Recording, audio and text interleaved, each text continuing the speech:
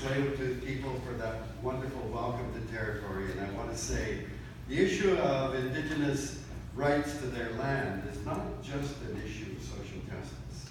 They are hanging on to a way of life that we have to learn from. All of my environmental understandings have come from Indigenous people. So I thank you for holding on despite everything that's been done, for clinging to that culture and that understanding. Thank you, and thank you for sharing that with us. So, when I go to public meetings, I have to preface my remarks. I'm really sorry.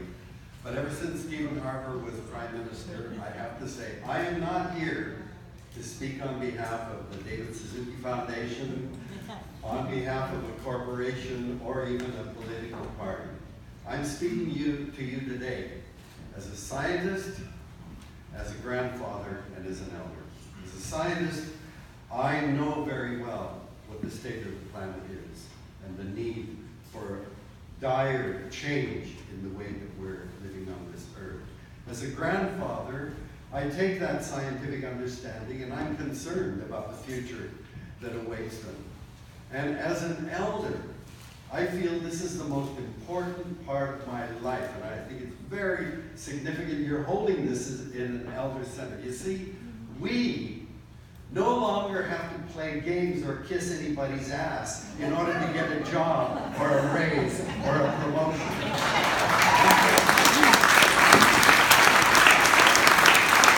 We're not running after fame or money or power or even sex. Well, some people are, but they need help. As elders, we're free now to speak the truth from our hearts. And I think this is the most important time in my life. And when I say the truth from my heart and people are offended, I say, I'm sorry, that's your problem, not mine.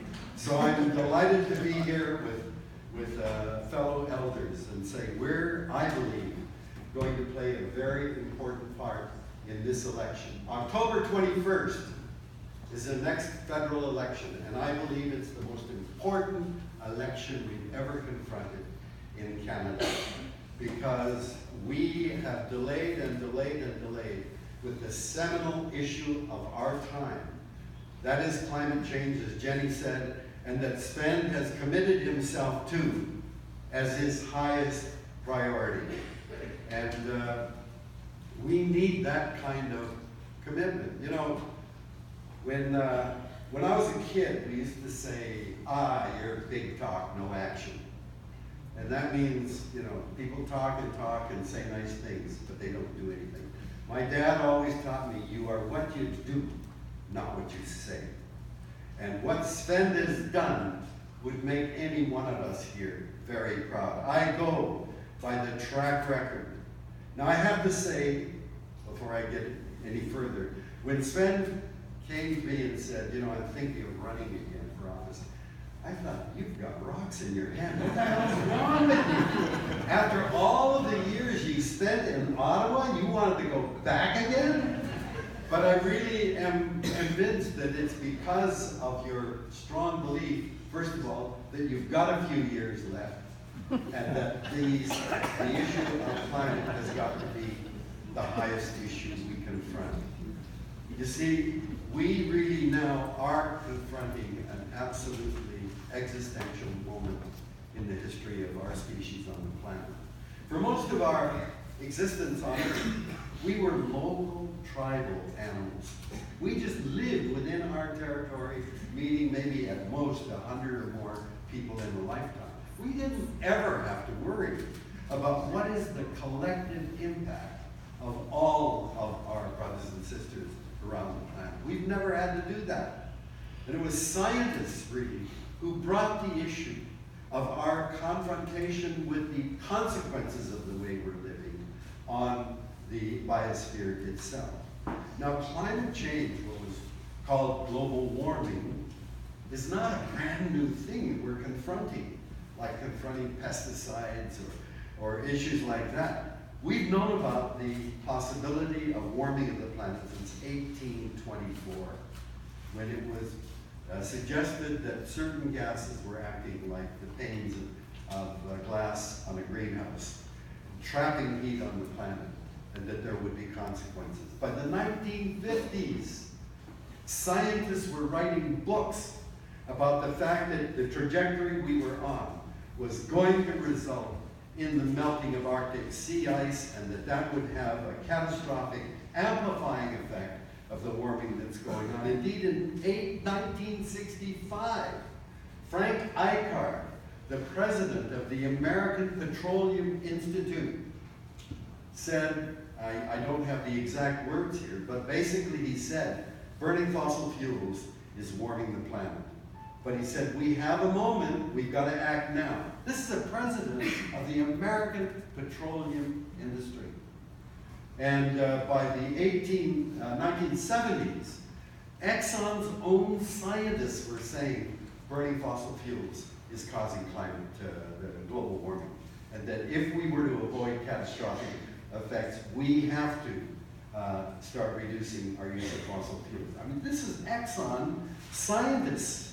Exxon has known since the 70s, through its own scientists, that climate change is real and that human use of fossil fuels was a cause. And yet, by the 1990s, the American Petroleum industry had changed its position to say, we don't know, one, whether climate is really changing, that is, global warming is real, and two, if it is, we don't know how much humans are contributing to it.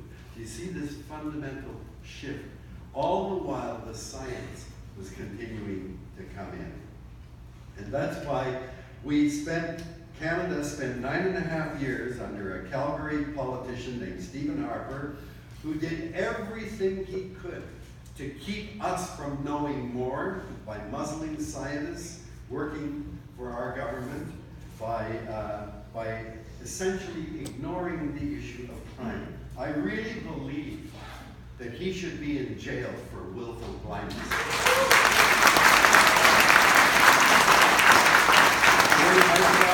I tried to get a lot of groups to try to find a way to sue this guy. But anyway, I really think it was terrible that an issue of such importance would be shoved behind doors in order to enable the fossil fuel industry to continue to profit as it has.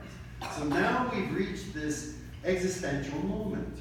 The Intergovernmental Panel on Climate Change, the IPCC, which was set up in 1988 and has been publishing reports every 5 years, published a special report last November that said we have a very narrow window of opportunity.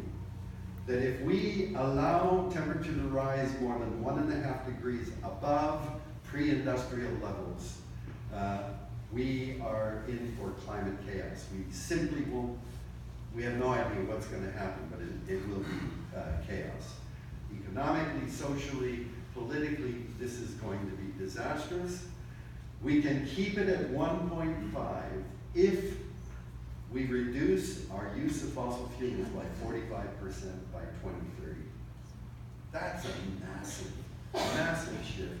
And we're off fossil fuels by 2050. Now, I just want to remind you that after 9.5 years of Harper, we elected Trudeau, and I have to confess, I voted for the first time in my life for the party that won power. I voted strategically. Fortunately, in my riding, she was a great candidate, and I'm glad that she's in there as a Liberal. But I've never voted Liberal in my life. We elected, and it was like a breath of fresh air, a young, good-looking guy who I personally think would be a better Governor General than the Prime Minister. He takes great selfies. He was elected with great promise, you know, the promise for proportional representation, promise of gender equity. To me, as a father of 4 daughters, I was very, very excited about that he implemented that. And he went straight to Paris after being elected to the COP21 meeting and said, Canada is back, signed the Paris Agreement, which is a promise to try to keep temperature rising 1.5 to 2 degrees. above pre-industrial levels. And he said, we'd like to keep it closer to 1.5 than 2. He was right on. And he deserved to be acknowledged for that. People like me were just celebrating, and we were in ecstasy that this shift had happened. And then what did he do? He went to Alberta and said, we've got to expand the tar sands. He said no country would leave billions of barrels of oil in the ground. And eventually, of course, you know, he bought a pipeline that even Kinder Morgan didn't want to buy. So Canada now owns it, and he's trying to foist it on the Indigenous people to buy into it at a time when we've got to begin to shut down the infrastructure for fossil fuels.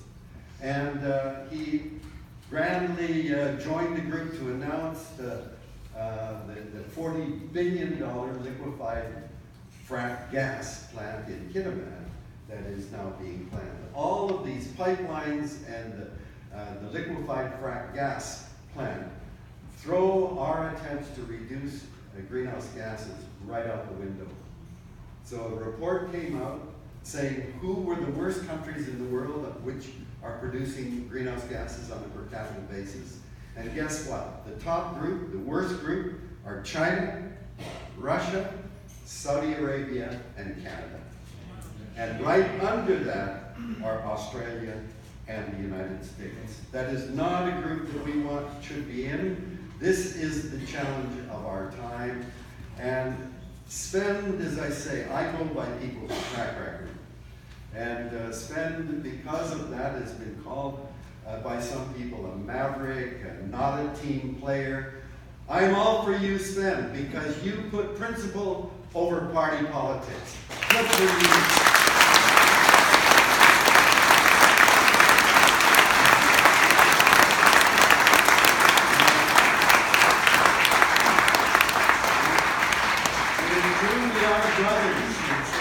Take that into account. Pisses me off because he was adopted first. He claims that he's the older brother.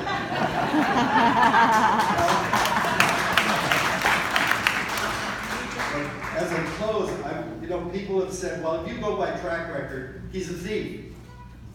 And I say, when that report came out, my shock was, that is not Sven.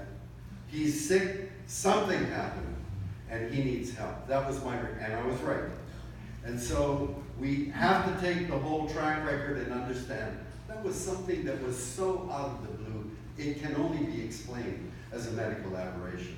So let's dismiss that. Let's look at the full